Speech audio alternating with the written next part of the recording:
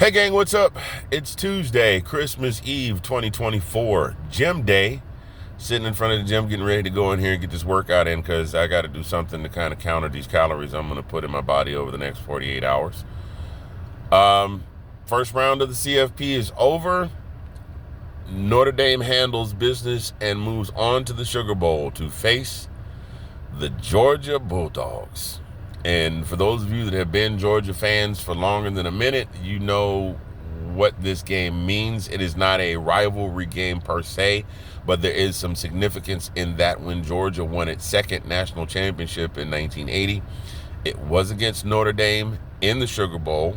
Herschel Walker was a young stud of a running back, from Wrightsville, Georgia. My God, a freshman. A very close fought game, I believe. I don't remember the score. I think Georgia only won that game by 3 or 4 points. Since then, Georgia has had a home and home series with Notre Dame, which they won both. So currently the record is Georgia 3, Notre Dame nothing. But both of those games were close fought as well.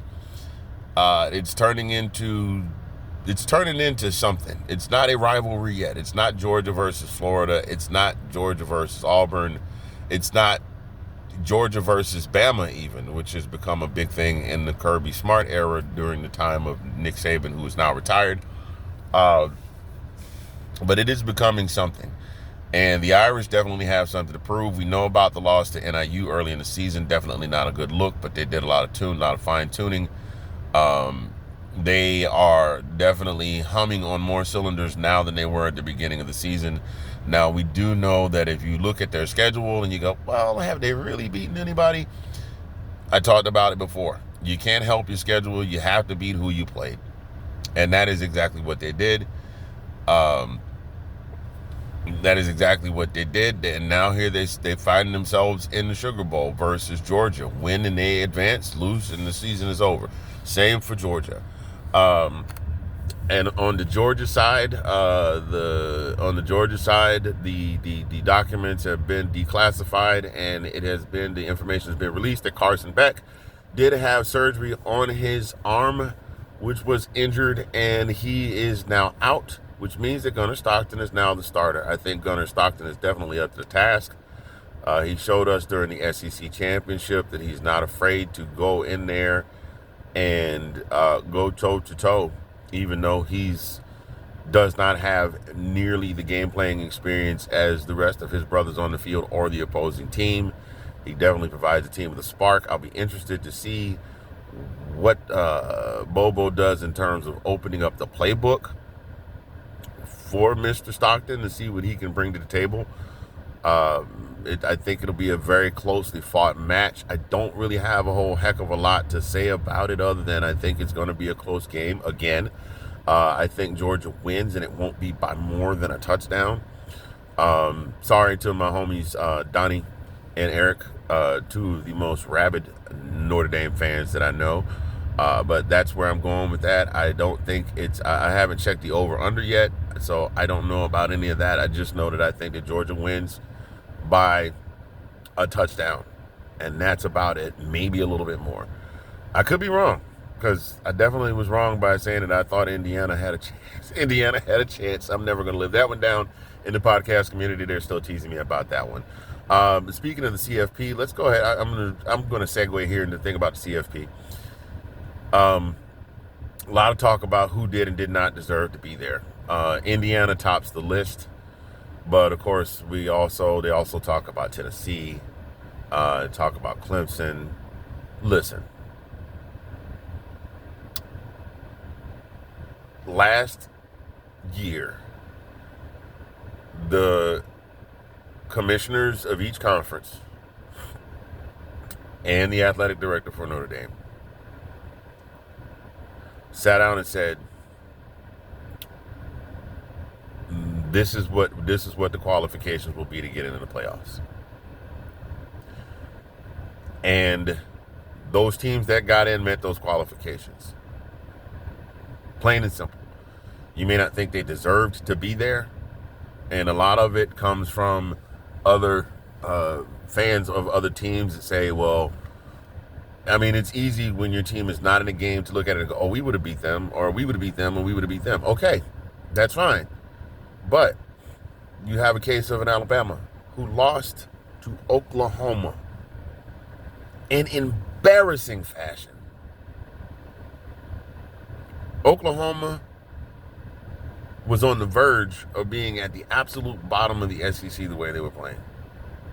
And you lost to them. You not only lost, but you were embarrassed. You also lost to Vanderbilt. Now, Vanderbilt was good this year. Vanderbilt was a good team this year. They weren't a great team, but they were a good team in comparison to years past. But you lost to Vanderbilt. Tennessee lost to Kentucky. I forgot who Ole Miss lost to. So you're going to tell me as a 3-loss team, you have one team that has lost no games in Oregon. You've got Indiana who lost 1 game. You've got conference winners, and then you've got conference winners, and then you've got a bunch of other 2-loss teams in front of you, and you're mad because you didn't get in. They met the qualifications. They got in. Because by your same logic, the 15-1 Patriots that lost to the Giants did not deserve to be in the Super Bowl.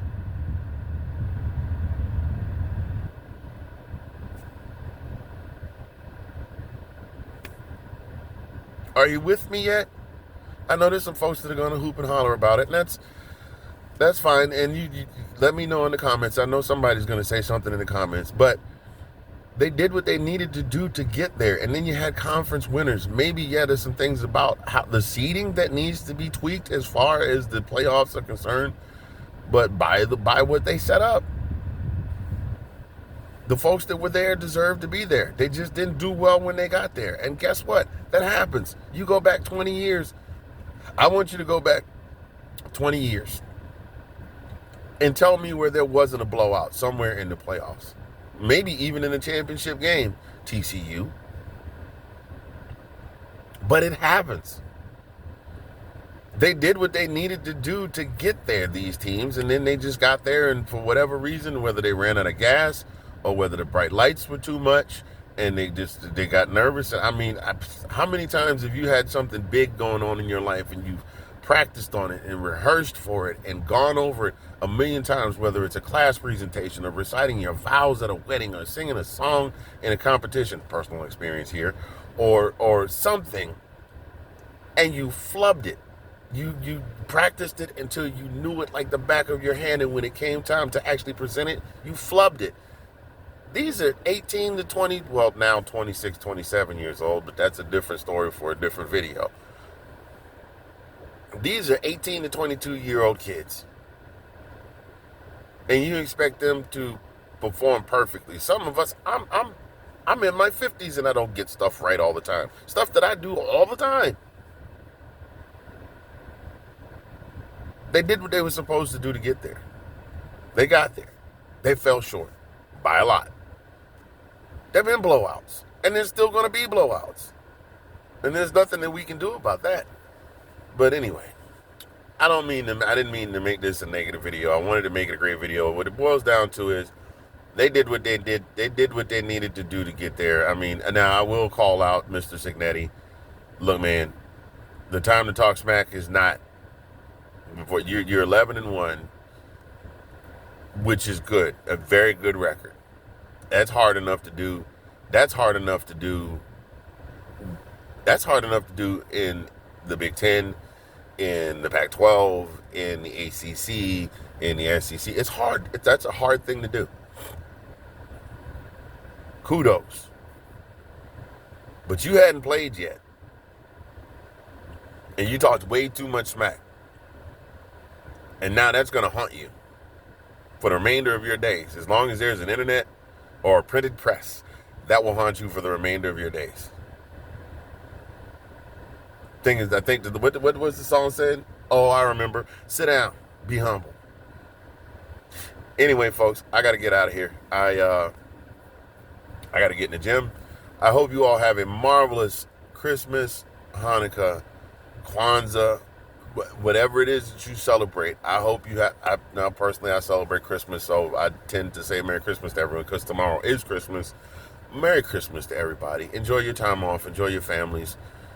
And have a great. If those of you that we don't see until the new year, please have a safe New Year's, and we'll see you in 2025. Colin and I'm not sure when we'll be back because we're on hiatus right now, but we'll be back.